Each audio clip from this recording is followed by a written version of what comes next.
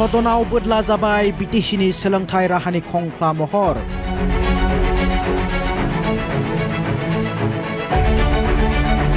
जिल्ला दाफुं जानायनि उनावबो दिनैसिम तामुलपुराव गैया जिल्ला सोलोंथाइ बिफाननि बिबानगिरि। बाक्सा जिल्ला सोलोंथाइ बिबानगिरिया सालायदों तामुलपुर सोलोंथाइ बिफाननि राहा। हादोरसानि सोलोंथाइ राहानि खंख्ला महरा बोदला जादों आसाम आयनाफोरनि रां बावजा जथुम्मायाव।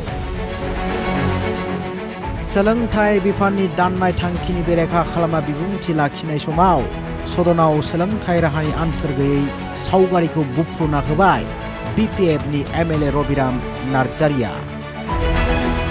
BTC जिल्ला दाफुंनायनि उनावबो गैया तामुलपुराव जिल्ला सोलोंथाइ बिफाननि बिबानगिरि।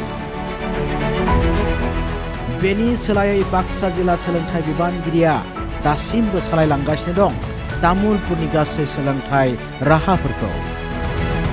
BTC অঞ্চলত নতুনকৈ এটা ডিস্ট্রিক্ট নিৰ্মাণ কৰা হ'ল তামুলপুৰ ডিস্ট্রিক্ট। আৰু তামুলপুৰ ডিস্ট্রিক্ট আগত যেহেতু বাক্সা ডিস্ট্রিক্টৰ লগত আছিলে বাক্সা ডিস্ট্রিক্টৰ IS বাক্সা ডিস্ট্রিক্টৰ DO তেখেতসকলে এই শিক্ষা বিভাগটো চাইছিলে গোটেই বাক্সা ডিস্ট্রিক্টৰ যিবিলাক অনুষ্ঠান আছে। কিন্তু নতুনকৈ তামুলপুৰ ডিস্ট্রিক্ট বাক্সা ডিস্ট্রিক্টৰ পৰা এইটো ভাগ কৰি লৈ যোৱাৰ পাছত তামুলপুৰ ডিস্ট্রিক্টৰ কাৰণে এডুকেশ্যন বিভাগ শিক্ষা বিভাগটো স্বাস্থ্য কৰিবৰ কাৰণে BTCত এতিয়া একো মেকানিজম নাই। বাক্সা ডিস্ট্রিক্টৰ DO বাক্সা ডিস্ট্রিক্টৰ IS বাক্সা ডিস্ট্রিক্টৰ কৰ্মচাৰীসকলে আজিৰ তাৰিখলৈকে তামুলপুৰ ডিস্ট্রিক্টটো চলাই থাকিব লগা হোৱাত যথেষ্ট বাধাৰ অসুবিধাৰ সন্মুখীন হ'ব লগা হ'ল।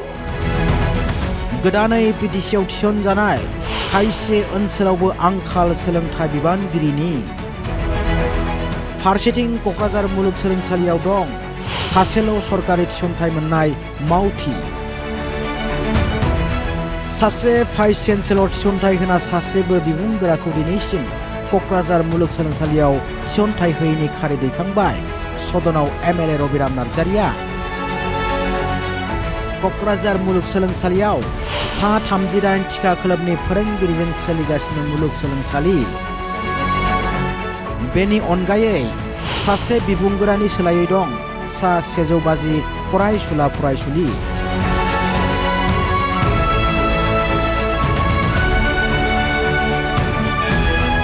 क'क्राझार ইউনিভাৰ্চিটিত এজন টিচাৰৰ এগেইনষ্টত 150 জন ছাত্ৰ ছাত্ৰীসকল পঢ়ি আছে। সেইটো আনমেনেজেবল।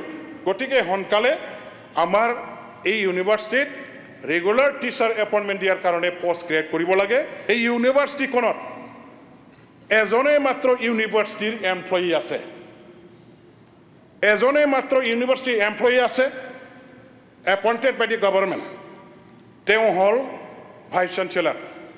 ইয়াৰ পিছত তেখেতক সহায় কৰিবৰ কাৰণে যিমানখিনি এমপ্লয়ী আছে যিমানখিনি লেকচাৰাৰ আছে এজনো কিন্তু এপইণ্টেড নহয়। गुबुन फारसेथिं BTCनि D.Ed आरो B.Ed कलेजावबो गोबां जेंनानि बाथ्रा सदनाव मख'यो MLA रबिराम नार्जारिया।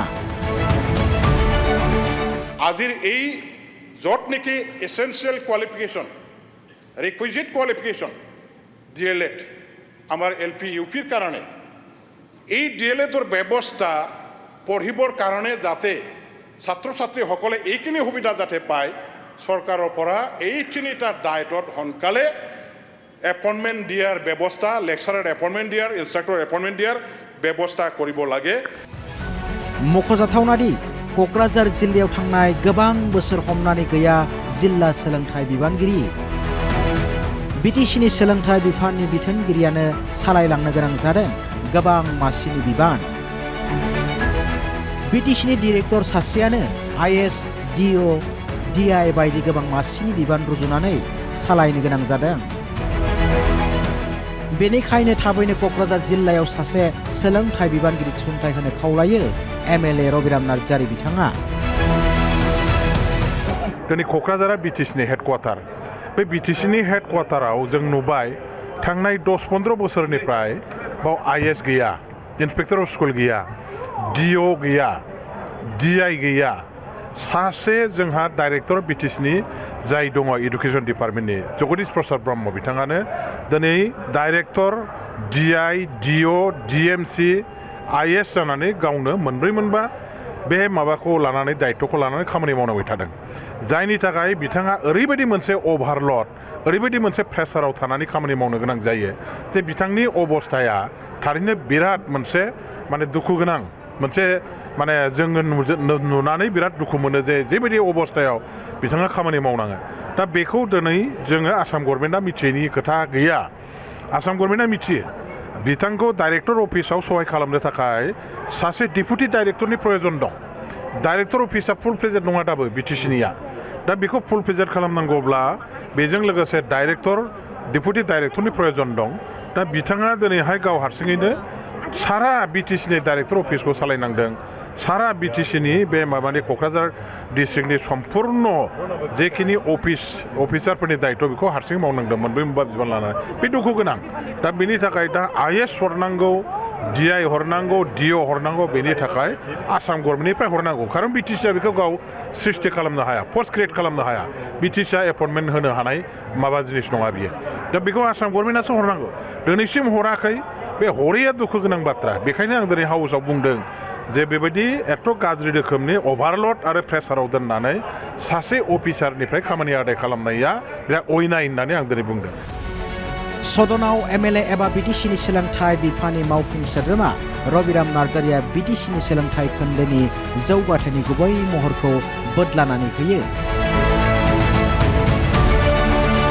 ब्युरो रिपर्ट असम लाइभ 24 बड' लाइभ 24